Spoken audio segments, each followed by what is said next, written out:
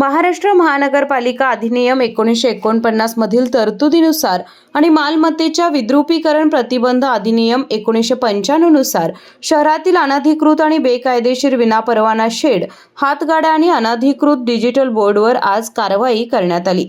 विभागीय कार्यालय क्रमांक 3 राजारामपुरी आणि अतिक्रमण निर्मूलन पथकाअंतर्गत आज खानविलकर पंप ते जिल्हाधिकारी कार्यालय रोड ते सर्किट हाऊस आणि यल्लमा मंदिर चौक येथील 11 विनापरवाना शेड, 13 हातगाड्या आणि 7 अनधिकृत डिजिटल बोर्डवर ही कारवाई करण्यात आली।